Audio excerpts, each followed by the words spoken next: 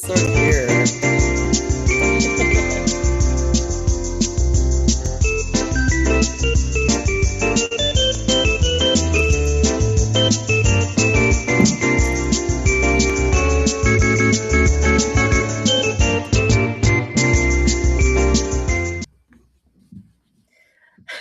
There we go. So no mai, welcome to the official 8th panel, the last day of Marginalia Lit Fest Live 2026. I'm host Jackie Lee Morrison. Thank you for being here, whether you're tuning in live or catching up later with the recording. And I can see you if you're tuning in live, so thank you for joining us today. Our 8th panel is Border Crossings with two fantastic debut writers. There's a giveaway as well, so stay to the end and you can find out how to win. It's pretty much the same as all the other sessions, but we're still going to say it. So I will introduce our writers and then we'll jump straight into some questions and we'll have a really nice chill time for the next hour. So first up, Haro Lee.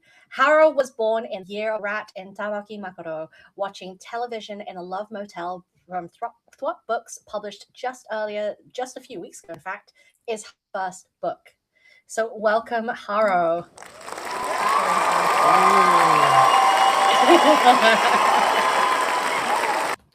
Thank you.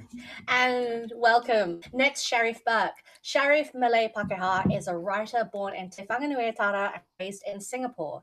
He lives in Te Whanganui-a-Tara. Childish Palette, published by Tender Press earlier this year, is his first book. And welcome, Shariff.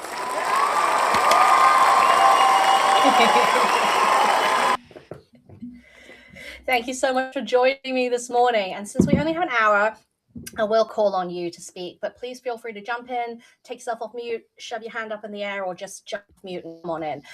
If you are watching live and you have any questions for our panel, please write them in the comments as we go. I'll go through them in the last about 5 minutes of the session. If there's lots of questions, I'll go through them a little bit sooner.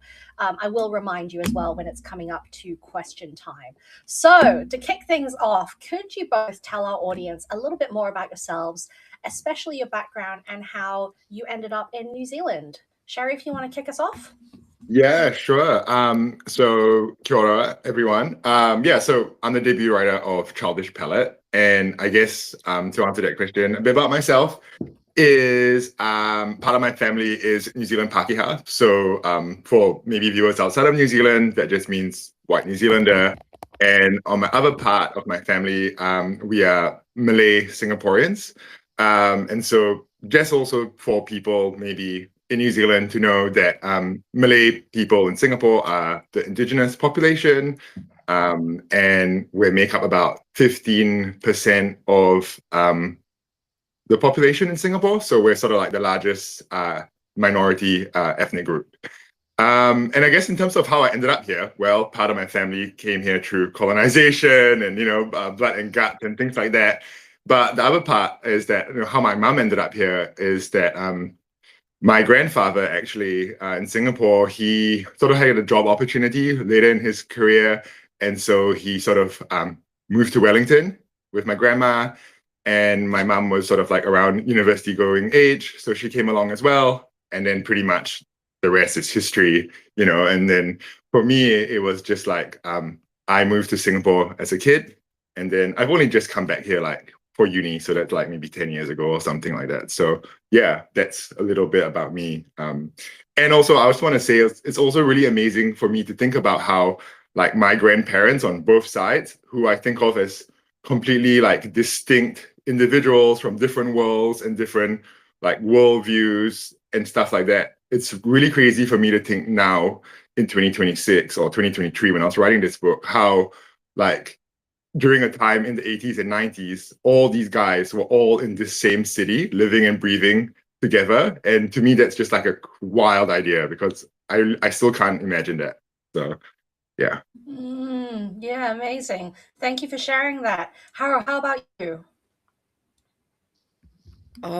So I was born here in Auckland, born and raised. And I lived here in Korea and I did my undergrad in the States. So yeah, those are my I would call this home. And yeah, that's just been out here. So I just like also fully high-key just woke up, so I'm like, like, Okay. not It's really 10 like, a.m. Listen. yeah, thoughts have not really been processing, but I got my coffee. That's okay. So. You know what? We were talking yesterday in the poetry session about how Amber was saying that all of her poetry work has to happen in the witchy hour. And Facts. like, if it doesn't in the daytime is like for other things. Yeah. And after midnight is the time when she's creative. So I think Yeah. this is like a universal thing with poets. Amber's so. right. Yeah. Yeah. So I do Yeah, apologize in 100%. advance if No. it like takes me a couple secs, but I'll get there. Yeah, you're good. You're good. So, what's the writing origin story then? Where did it all begin for you? Haro, do you wanna tell us about your writing origin story? My writing origin story. I feel like I don't know. I think poetry is just like super. I like how sparse it is, and like I don't really like long, lengthy, like very wordy things. I'm not a very eloquent person myself, so I think poetry is just really good to think for a long time about what you can say and like the small amount of words you've got. So yeah, that's my journey, I guess. When did you first start writing though, Haro? When did you first start putting words on the paper and being like, yeah, this is the poem and this is my vibe? I don't know. I was definitely writing poetry in high school. And it's like, ooh. Like, Yeah, shout out to the cringy poetry.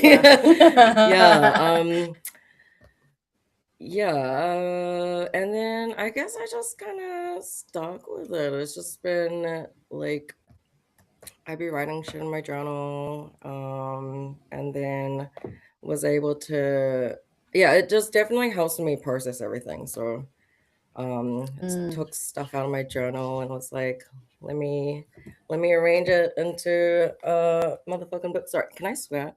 A book. 100%. And wait. Since all three of us are gonna do it, we'll go. Oh, dope. Wait. Yeah. Thanks. Stunning. Yeah, there was something we were talking about yesterday in the poetry session with Nua and Amber, and also that I talked about with Always in the T for T Stories session about how Always and Amber both said that low key they wanted to be rappers. And then realized like they weren't good at rapping. And so that's how it turned into poetry instead. So I think that's like what I think Amber was saying as well, which you might relate to, is like Amber felt like she would love to be out here doing rap battles, but she's a slow processor. And so it would take her like a few minutes to think of a comeback. I totally relate. I very much relate to that. Yeah. I would not like. I'd be destroyed if I was like in a rap battle. I'd be like, oh, like you right. Yeah, exactly. So, Shariff, how about you? What's your writing origin story? Where did My it origin begin for you? story, yeah, so I was just like then thinking back in terms of like, yeah, when was I writing? And I think maybe as a kid in Singapore, maybe I would have been like maybe 8 years old at that time or something like that. And my sister, my older sister, and my next door neighbor and we started a newsletter, a neighborhood newsletter. And basically in this newsletter, we would just write stories and like gossip, salacious gossip and lies about our neighbors. And then we would just like print it out. And at that point, like printers were kind of new. We would print it out and then we'll like put it in mailboxes and stuff. And, it was obviously just like, it was just like one of those things. But it was just so fun. And I just remember like just having so much fun writing it and just like laughing and, things like that.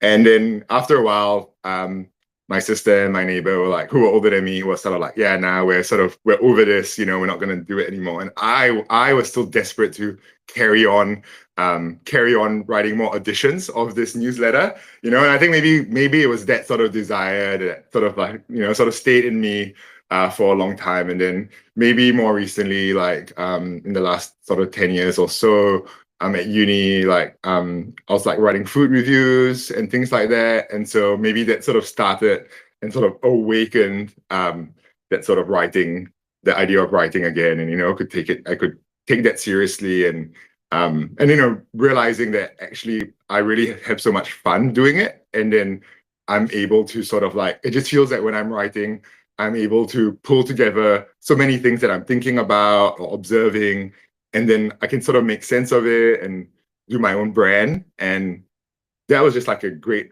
feeling, So yeah, just wanted to keep doing it. Mm-hmm.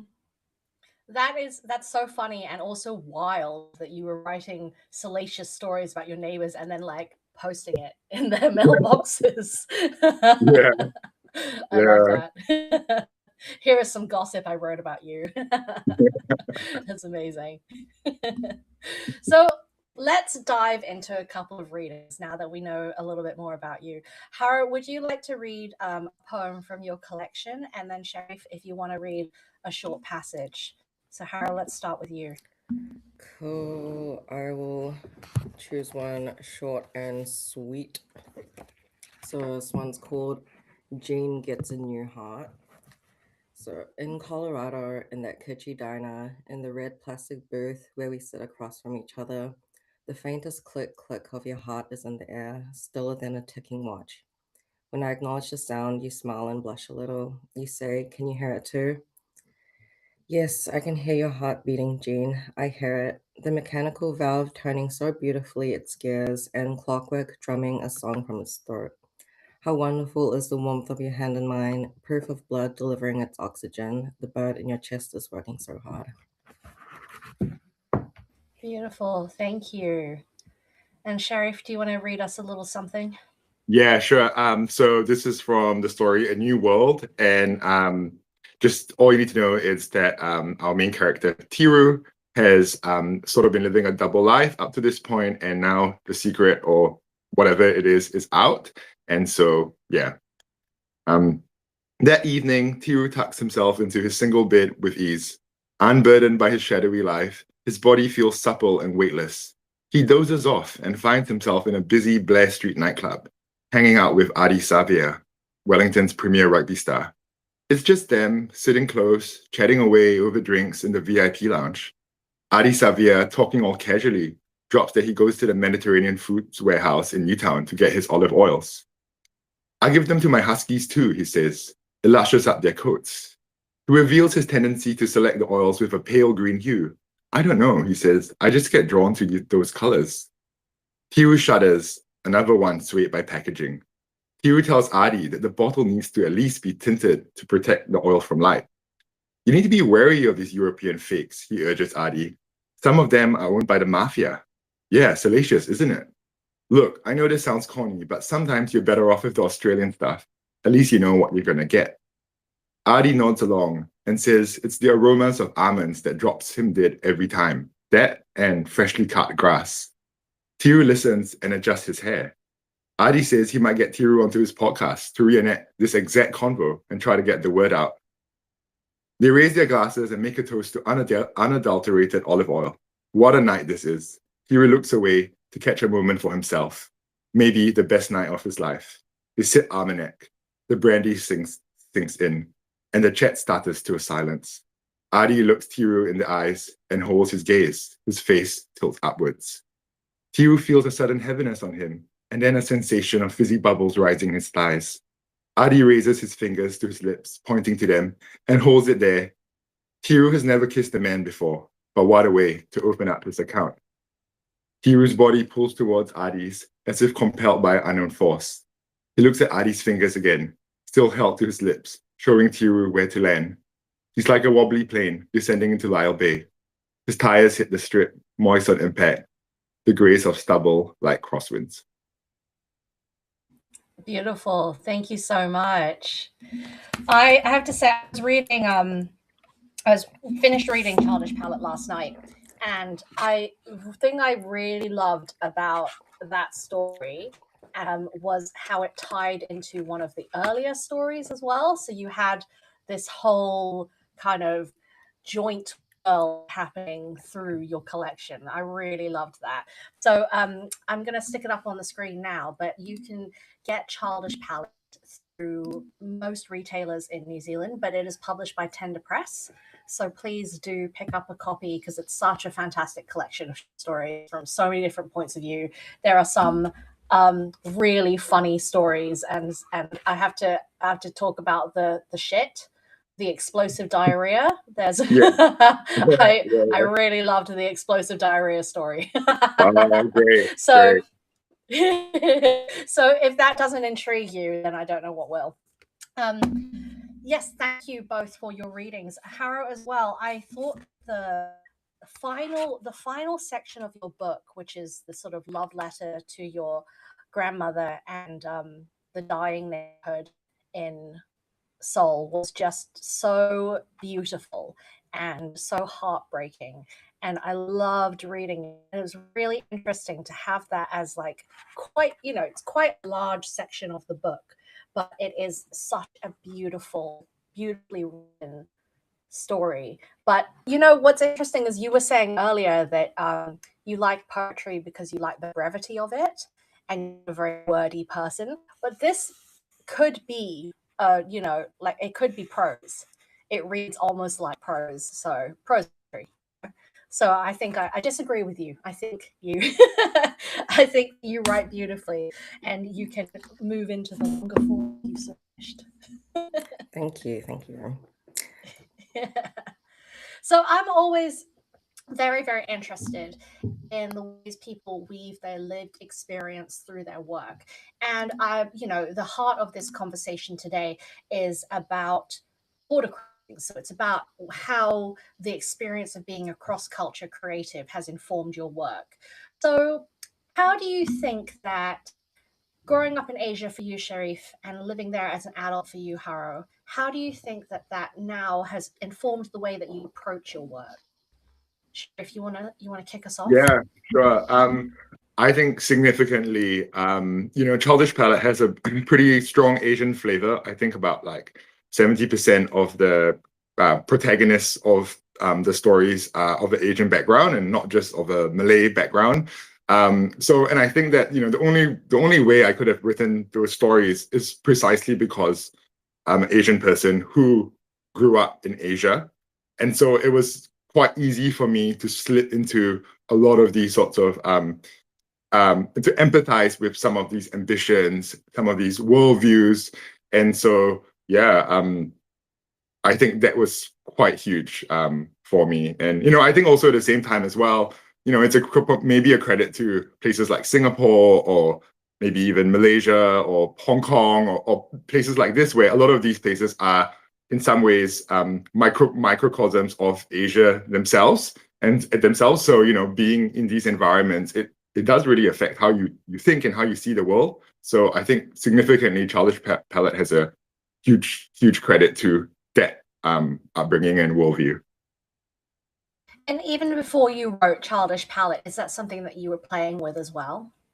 Yeah, I think so. I mean, I've always been thinking about things like that, and how like even in my own life, the differences in which we see the world. When I go to my nana's house, my granddad's house, and having Christmas, and maybe mixed race people can empathize with this experience. And it's a very sort of different way of being. The underlying assumptions of it is completely different, and so you adjust, you change, whatever. And then similarly as well, in a Malay Muslim environment, those assumptions are very different as well. So it's something that in my whole life I've always been thinking about, and I've always been sort of like, whether I'm in Wellington looking back towards Singapore or Southeast Asia, or was in Southeast Asia looking towards New Zealand, this is just something that has always been playing on my mind. So when I approached some Childish Palette,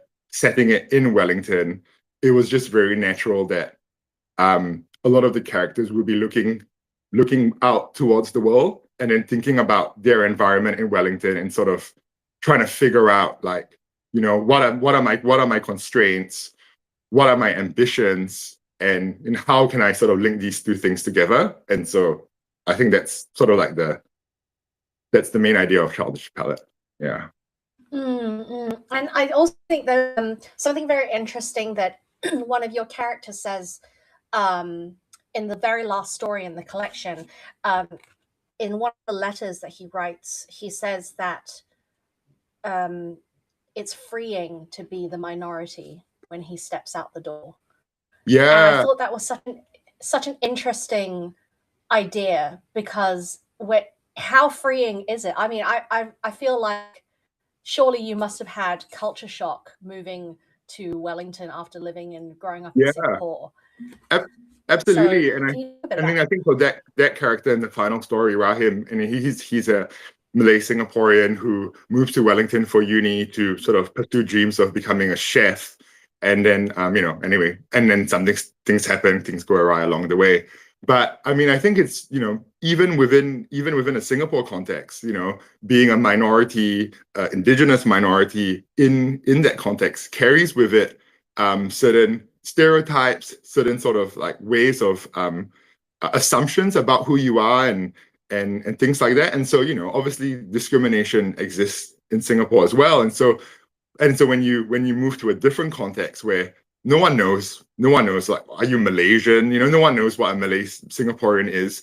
And so all of a sudden, those stereotypes of an indigenous brown person being lazy or whatever, it all sort of maybe evaporates or takes on a new form. And so I think in that sense, like, it's freeing that, oh, I can define myself however I want now. You know, I'm no longer constrained to a lane or, you know, that dominant society has sort of put on me, you know. And I think, you know, obviously it's complicated too, and there are ways of seeing you here too, but maybe not so specific in you know, how you're viewed and things like that. So yeah, that's really interesting. I think because I grew up in a Western country, but my family are from Hong Kong, it's never felt freeing for me to be the minority. It's always felt like it was a barrier that I had to get through. But I think that's because I've had the opposite experience of you, which is growing up in a you know, widely, mostly white environment and not having that many Asian friends until I was older and started to like collect them. Yeah.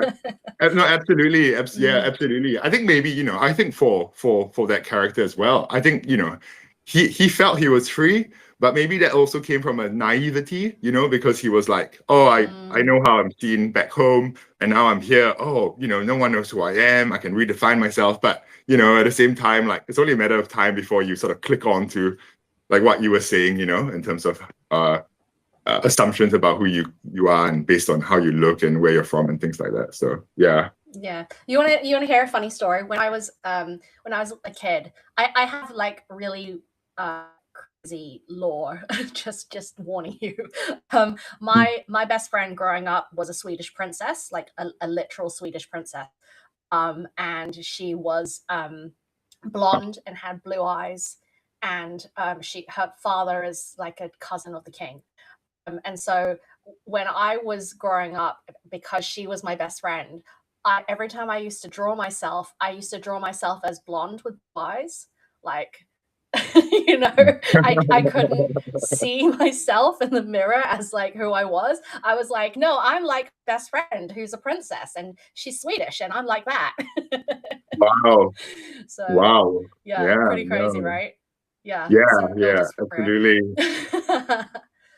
Yeah, I mean, and then I guess that's why, you know, just as a comment, like, you know, I really would say to, like, you know, because I was one of those people who, of, you know, Asian diaspora who actually went home, or, you know, went back to their diasporic home, and that's a very rare thing. And, you know, and I would really say that, like, I think that is probably the biggest blessing of my life, you know, in so many ways. And I would really say to anyone, if they're like young people watching or from diasporic communities in New Zealand, it's like, please convince your parents or whatever to go back for like long holidays or something, or if it's like safe and there are economic opportunities, why not stay there a little bit longer or something? Because wow, you know, like there are just so many ways to be that are not in the shadow of white supremacy, and you're not having to be defined by that, you know. And I think that's such a, when you click that in early, it's such a liberating thing, you know. So, yeah, and that's a beautiful, perfect segue for talk to Haro about your experience of going back to South Korea when you were an adult. So do you want to talk to us a little bit about why you made that decision, and also how that has then affected your work? Because you've lived here, obviously you grew up here, and then you moved to the US, and then you went to South Korea. So do you want to talk to us a little bit about that, Haro? Yeah, I had never lived in Korea, and my Korean is really like non-existent. But I did a study abroad semester when I was 20. Um, and I think that was just, yeah, my first time living in Korea, and I'm like, damn, this shit is fun. Like, we're just out here clubbing all the time because, you know, like it was 2016 Seoul. Um, and I was just feeling really comfortable living with my grandma. We were already really close.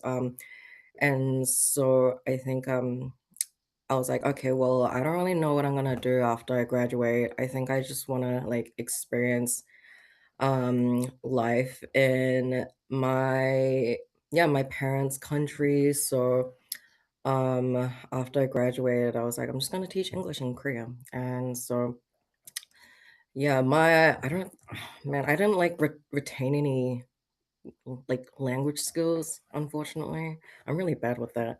But I feel like because I didn't speak the language, I was just like out here being messy, making like just living life, and um, you know, you don't really think about it. You just do your thing, and then yeah.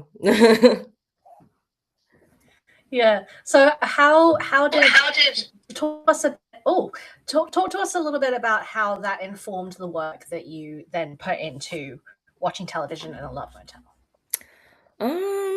I think, well, yeah, I guess I was not writing at all until the past couple years. I think cuz yeah, I wrote very sporadically when I lived in Korea cuz it was just uh yeah, like I didn't know anyone who was in like the writing industry or anything. We were all just like teachers and like young people in a foreign country, and it's just like um yeah, I didn't have, yeah, I was not writing basically. But then I think when I came back, I just had like a lot of feelings around leaving Korea and my grandma at the time. So I started just writing all this, well, like the basically like the prose bit of the book. I wrote it in like I wrote in a month, like last year. And it just all came out in 1 month. I was just like writing like 19, 20 hours a day, not doing anything else. Um, and I just like basically like word vomited it all out. And then that really helped me process just what I had left behind, and yeah, my feelings with my grandma and stuff. So yeah. So I think that's why it's like very very just full of emotions, man. Yeah, no, but it's beautiful, and I think it's such a it's so interesting the way that you weave your experience of being there as someone who, you know, this is it's your dad's home, but you've never lived there, and you also with your grandmother, and also with the neighborhood as the neighborhood is declining. And I thought one of the bits that hit me the hardest when I was reading that section was when you ask your grandmother what happened to the chappy auntie. And she's yeah. like, oh, she's dead. Yeah. Yeah, that was really that really hit me so hard. I was like, oh yeah, because I think it's also because my grandmother is 97. Mm. And so I'm constantly like, what's happening? Like, Mm. do I need to be in Hong Kong right now to be with my Yeah, grandmother? totally feel that. But you know what? She almost left. She almost left us a couple of years ago, and then she turned around and said that she's decided to keep living. So, yay! Yay. It's just yay! It's a choice that she just decided to make. So let's talk about my favorite subject, which is food.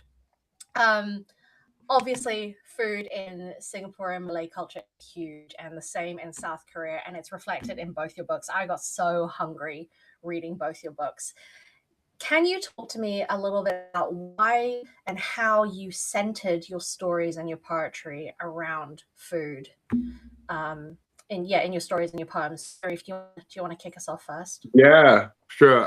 Okay, so I think it started off with just early on in the writing process of trying to figure out a concept for the book, and I actually, it all started off with this brainwave, which was I realized that, or I felt that sometimes the way people approach the world and their worldview, their politics, and things like that was analogous to how some people approach food. And so, and what I mean by that is like to say that, sometimes if you approach food with curiosity and openness and a willingness to explore, and sometimes to hold different contradictory flavors in your mouth, and if you do that long enough with openness, you will start to realize that it's absolutely delicious, and that's what makes food great.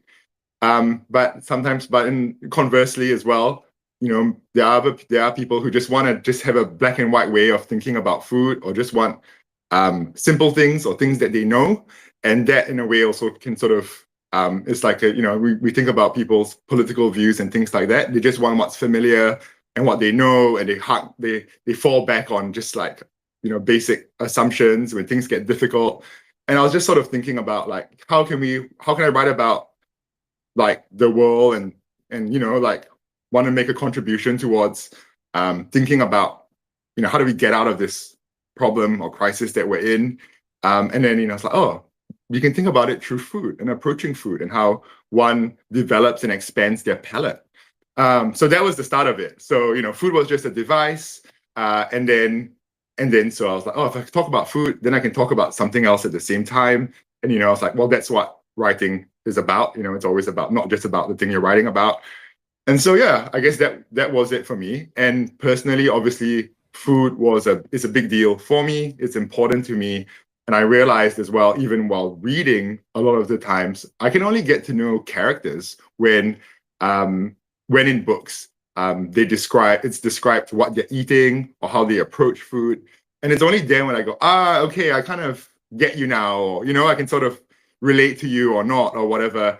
And so I can, I see food is really important for me to understand people and relationships and things like that. So yeah, that was the starting point. And then at the same time, also thinking about recently, Amitav Ghosh, the writer, he said something really interesting where he was like, food is the primary, this paraphrasing, like food is sort of the primary medium to which we engage with the natural world these days.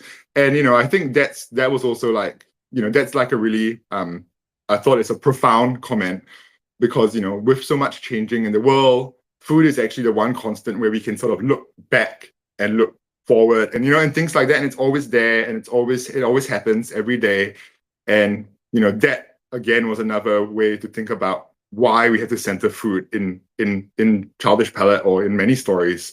So yeah, I think it's so crazy to think that something as seemingly personal as taste is actually, when you think about it, externally constructed and socialized. And so like that is the starting point for Childish Palette. It was like, taste is externally constructed, just like how we view the world, just like all the ideology and propaganda that we've been fed. So, we want to think about like, how can we think about this in another way? Then food was the medium to do it. Yeah. So interesting. Do you have a chef background? Because your food descriptions are very detailed. Oh, thanks. No, I don't have a I don't have a chef background. Yeah, Just passionate. just a foodie. I'm just a foodie. Yeah. So, but often, I obviously love as that. a foodie, I can cook. I take cooking seriously as well. I'm not just eating. I'm also cooking. So yeah. Mm-hmm. Yeah, no, definitely. Haro, how about you? Because food is also such a big part of watching television in a love motel. Yeah, I like didn't realize until you mentioned that. I'm like, yeah, food is a really big part. But yeah, I guess like when I think about it, like it was just always present in our house. Because my um maybe you're related, it's like with like a Asian grandma, it's like they be Mhm. drying shit everywhere, like on newspapers and stuff. So like Good. um yeah, just like mushrooms everywhere, just completely covering the floor, or like fruit peels like hanging on the laundry. It's just yeah. So yeah, and I guess it was funny because my grandma like fucking hated what I ate, and like she hated like takeout and stuff like that. So I but she love it in always, the book. Yeah. yeah, she was always there if I was trying to eat pizza, but it was just like funny just to share our foods together. Cause like yeah, Mhm. she thought my food was shit, which like to be fair it was.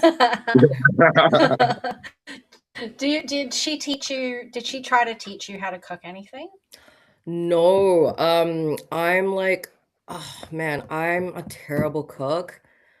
Um, I'm really, really, really bad at cooking, and that's something I'm trying to be better at. But also like all the evil motherfuckers I've dated in my life have been chefs. So maybe there's like a Oh. correlation there. Like, Oh, yeah, these chefs be evil. Like, why are you plotting yeah. against me like that? Why do you hate women? Yeah, well, having been a chef, I can tell you that it's probably because the places they work in are really shit and they pay them not enough money, and then they become very twisted people. Yeah, That's my yeah. experience That, of being a Yes. chef. I mean, obviously, yeah, absolutely. I've always like, thought of like becoming a chef and stuff, but like, yeah, those work conditions and the environment, the sort of like Anthony Bourdain sort of like abusive sort of like environment. I was just like, oh, I, I'm too sensitive for this. Like, I can't, yeah, I can feel this. I'm too much of a lover boy for this For real. world. Yeah, for real. No, I definitely I cried a lot when it was really funny. I like this is going to Jackie trauma land, but when I first started working, I was working in a very well known 5-star hotel in London. Oh my And I God. cried like every day, like every single day. I would cry in the walk-in fridge. I would cry in the Oh changing room. my God. And then like one day I was going home and I was talking to one of my friends slash colleagues, and we were in the tube station, and I literally just crouched down and started crying, and she was like, "You really need to stop crying." Your friend's She so was just real for like, that. "You Just need stop to crying. harden up, bitch." Was it like really Yeah. sort of misogynistic, and was it just like, or was it just like the taxing environment, or just the attitude of these chefs, or like combination? Well, you're gonna have to wait for my tell-all for the for the full story, The but like tell-all memoir. the to give you an example of what the environment was like, um, the executive head chef used to every service rip the telephone that was screwed to the wall. He used to rip it off the wall and throw it across the room because it was ringing too much. Um, so you did. It was like, there was misogyny, but also our pastry kitchen, because I was in pastry, our pastry kitchen was like mostly women, but we were all like hard ass bitches. Like Hey, we were so mean. I So love that. I feel that. I feel that. I had to spend a lot of time learning how to not be mean anymore. Don't But unlearn that. That's an essential skill to have. You got to be a An bad bitch in essential this world. skill. I know you do, but I'm a little I'm too soft for this world. So something I really like to ask people, actually, before I answer this question, I want to ask you both about the process of publishing, because Shariff, you started this collection when you were doing your masters at the IML, and Haro said that you basically wrote your whole collection in like a month, 2 months. Yeah, the prose bit, like the essay bit, yeah. Yeah. So talk to us a little bit about the process of publishing once you had this manuscript. Shariff, why don't you kick us off? Yeah. Okay. Well, yeah. For me, it was pretty actually quite I think quite straightforward. So Ashley Vida Jane from Tender Press, they actually came to speak to us while I was doing the MA, and so I was like, oh, I really am attracted to Tender Press's work, their co-papa, and so when I finished the MA and I had a manuscript, and I just worked on it a little bit more for a few months, and then it just so happened that they had a submissions, and so I sent it over to them, and yeah, and then we went from there. So that was how it came about. So in that sense, it was like pretty straightforward, and I didn't really have to think so much about like sending things out to multiple publishers or think about like, oh no, with this work, like how can it relate to a commercial publisher? How do I pitch it to a commercial publisher? Like, is there enough in it that can resonate with like a large audience? And so, all those sort of considerations, which would absolutely paralyze a work like this, would I didn't have to worry about, because I was so lucky that there was a small press, an indie press that really understood what the value of the book, of this book in the ecosystem, and that was a fantastic thing. So I mean, I would just say shout out to all the small presses in Aotearoa who are doing such amazing work. And if you're watching this, please support them, because it's really important. 100%. Yeah. And also shout out to Kadro Mohammed, who I think may have been one of the first fiction books that Tender published, because Tender had been primarily focused on poetry before then. Yes, that's right. Yeah, absolutely. And shout out to Kadro, because Kadro's work was, to me, when I saw it, I was like, wow, like this contributing this point of view in Wellington to New Zealand literary scene. I was like, yeah, this is the bandwagon, this is the wagon I wanna be on as well. So yeah. Yeah, amazing. Haro, what about you? What was the process like for publishing, and also how much editing went into, editing back and forth went into your manuscript when you started working with WAP? Yeah, this is all totally brand new to me.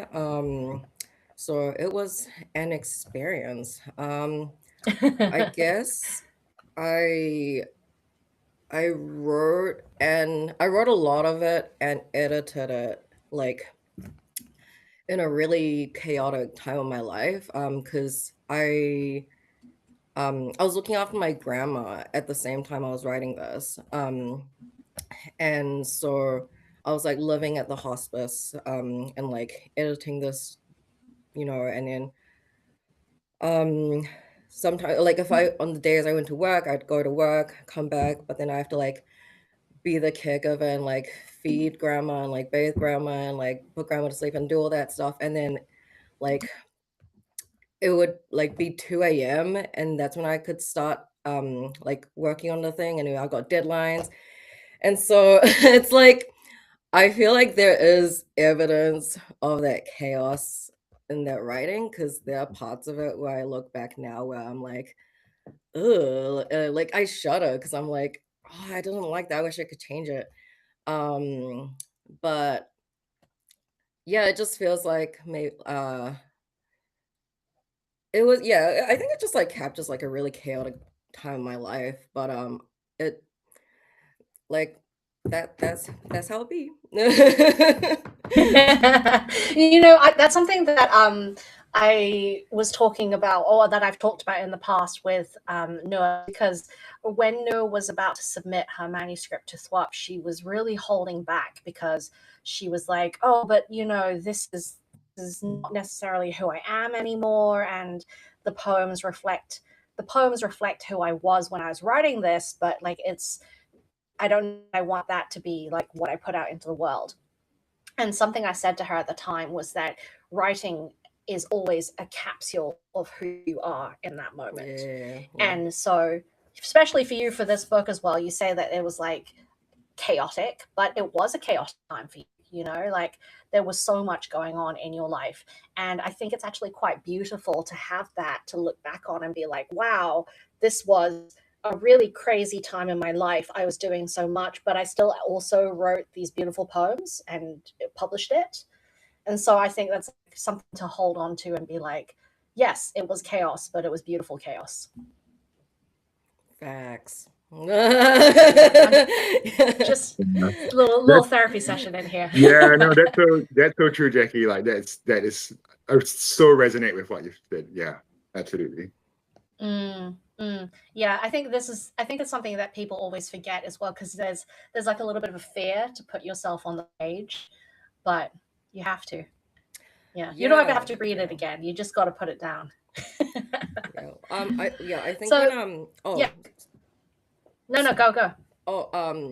When you said that fair, I'm like, I totally relate, because when I got my author's copy in the mail, I like cried and like called my best friend, because I was like, oh, I don't want to be perceived like Yes. Yeah, that's a real fear. Yeah. Yeah. Oh, same, Haro. Like, totally feel that as well. Yeah. Yeah, which is so funny, right? Because like you write because you need to get something out of yourself, but you're also like, no, read it. Yeah, I'm gonna publish it, but also please look at me. Yeah, exactly. Now everyone is gonna think they know me, and blah blah blah. Yeah. That's something Amber was talking about yesterday as well. Amber said that there was a really interesting question in the chat, was what's the one question that you don't want to be asked when you're doing events? And Amber said, like, one of the things that she doesn't like is she doesn't like people getting too proby. She doesn't want people to like know her. She doesn't want them to ask her questions like mining her trauma. And like that's totally bad, especially with poetry, I think. And because with poetry, you don't really have anywhere to hide. And so if people feel like they have access to your trauma, then it feels like everything is fair game. Yeah. Well, so it's going to lead me into my next question, which is that I love asking this question because I think it's a really good reflective moment for you. Is there anything that you now know about yourselves or about publishing that you wish you knew before things kicked off for you? Shariff, what do you think? Okay, I think maybe about myself, maybe it's too soon. It's too soon for me. The book has only been out for a few months, but maybe about publishing, I guess it's sort of like maybe just learning and thinking more about publishing itself, and maybe just to fit into the theme of Marginalia. I guess maybe if you're a writer of color, maybe in New Zealand, let's just say specifically, and you want to write a work that and you have to approach commercial publishers, or publishers that have profit as one of their main drivers. I don't know. I think you just have to sort of think about to what extent do you want to lean into their preconfigured ideas of you, of your story, and and how comfortable you are around like what kind of voice do they want to milk out of me, and I think that's something that you can think about or not think about depending on who you are, but just to be aware of that. I think that's something that I would say is to be aware of. Yeah. That's a really interesting point. Haro, what about you? Is there anything you've learned about yourself or about publishing that you wish you knew when you first started? I'm like, I'm still so new to this. Like, I'm just taking it all in, honestly. Like, I really, um, yeah, I had no idea what to expect going to this. I still have no idea. And yeah, I was only like exposed to this because I started working at Time Out, the bookstore in Mount Eden. And like everyone's really knowledgeable in like the publishing industry and like books world. And so yeah, I mean like even when I for like my first manuscript actually got rejected by Flop. And because I like had no idea what to expect. And I think I sent like 15 poems. And I was like, do you think that's enough? My coworker's is like, no. Yeah, but I really don't know, basically. Like I'm still figuring it out, so yeah. I think, but you know, there was something that I think it was Anthony Lapwood said the other day, which is that Anthony thinks that there is a lot of freedom in not knowing, because when you don't know, then you have more, you're not going to be worried about making mistakes. You're just going to do the thing and you learn as you go, and you have so much more freedom. And I think as soon as you start to know a little too much about how the publishing machine works, you start to worry a little bit too much about, well, what is this going to look like with sales? What is it going to look like with marketing? And that can be really debilitating as an artist when you just want to create art. Yeah. So On that point, on that point, Jackie, that's to just sort of go off that point. A thing that I have learned actually is just like the extent to which you have to really think about your relationship to social media, and maybe these days, especially in terms of like you have to, you don't have to, but it's a good idea if you. It would be really helpful if you knew how to use social media to sell your book, and because that's what it sort of what it demands. But if you sort of have a different idea of social media, or you're not comfortable sort of putting yourself out there on social media, then that it starts that sort of, that's something that it's maybe writers should know. Is that to think about that, and to think about what are your lines. What are your limits around that? Because it is really, really helpful if you're really good at social media, you can actually sell way more copies, So, but not all writers are going to want to do that. I'm not wanting to give up parts of themselves like that. I've written a book. It doesn't mean that now I have to sell myself, in that way, So it's that's a tension I think that maybe some debut writers maybe or all writers, maybe have to think about these days.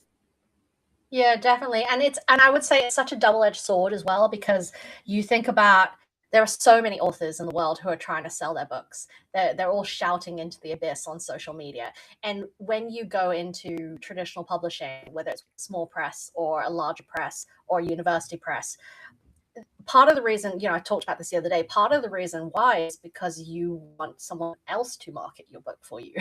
You don't want to have to do the work of having to sell yourself. You've already done the work of writing the book.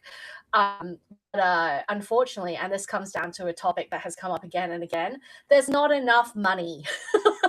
We need more money. You need to support artists. Give us your money. If you would like to just be like, what's it called? Back in the day when we had people sponsoring artists, that's what we all need. We just need like a sponsor. You need someone to pay your rent, make your food, do all those things for you so that you can just make art. And we need to bring that back, because we need more money, and the government needs to give us more money, and creation stealing money. So yeah, that's what it comes down to. That's my little TED talk, my money TED talk. So let's we are running out of time. So maybe we can wrap up with one more poem from you, Haro, and another short reading from you, Shariff. Sure.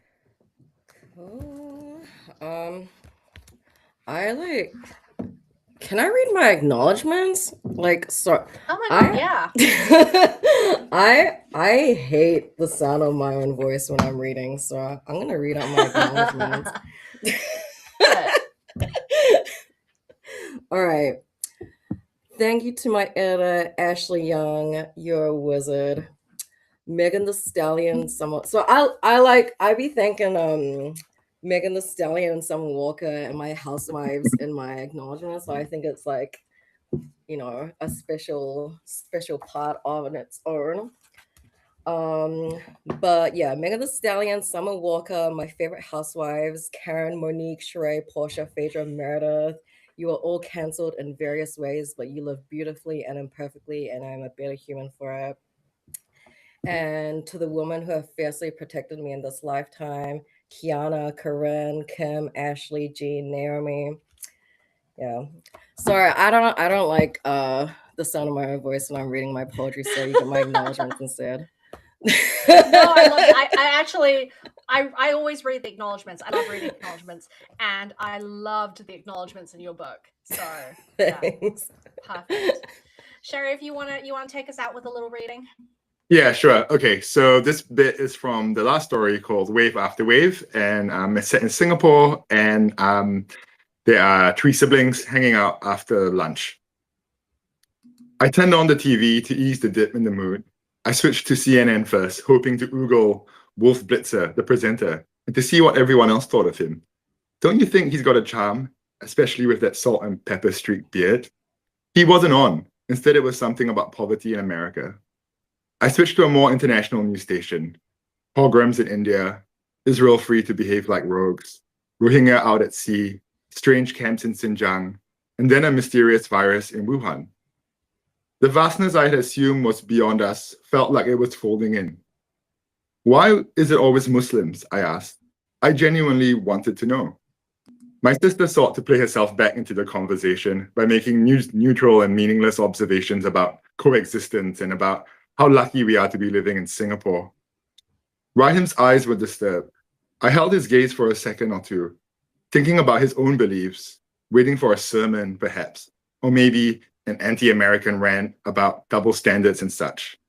But it never came, so I looked past his eyes for a second longer, waiting long enough that I began to doubt my instincts. He turned towards our sister, considering his words, maybe, and then looked back at the screen with tightened lips. I saw it then in that little swallow he did. He lacked the faith in us to understand. Thank you.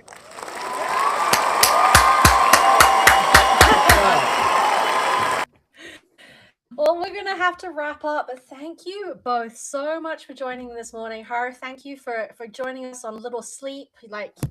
Still look radiant, glowing. Love that. And Shariff, thank you as well for all of your insights. And it was just such a great chat. I loved it. So if you put up some links earlier about how you can get hold of Shariff and Haro's books, do have a look. It's in various retailers as well. Books, you can get both of the books available. So please follow Haro at Haro Haribo on Instagram, and please also follow Shariff on at Riffraff Bunny. He is private, so you'll have to request, and there's no guarantee that he'll accept you, because if he doesn't know you, maybe he won't accept you. So thank you so much for joining me. I will say both authors are giving away copies of their books. So thank you so much to Swap Books for the copy of Watching Television in a Love Motel, and thank you to Sherry for sharing a copy of Childish Palette. If you would like to win, please leave a comment below with your Instagram handle. Say one sentence why you would like to win. I will pick a winner and announce it on my Instagram. That is my Instagram right there on the screen. If you click that, it'll take you to my profile and you can follow me. So do make sure you're over there for the giveaways. Marginalia is a completely but if you would like to support my mahi and enable me to keep doing the things that I'm passionate about, you can buy me a coffee through my Ko-fi. So the link is on screen now. It's also in the description box below. And thank you so much to the people who have already bought me a coffee. When I'm next in Auckland, I'm going to go buy Haro a coffee, and I arrange with Shariff to meet up with him in Wellington and have a meal and buy him a coffee there as well. So the coffee love gets shared. The next panel is going to be in about 30 minutes. So please join us back here again for Romance But Make It Queer with Jamie Sands, Isabel Sterling, and Rosie Evelyn. So look forward to seeing you in half an hour. And thank you so much again to Shariff and Haro. This has been such a great session. Thank you so much. Thank you so much, guys. Thank you, Becky and Haro. Thank you Cool. guys. Thank you. All right. See you in a bit. Bye. Bye.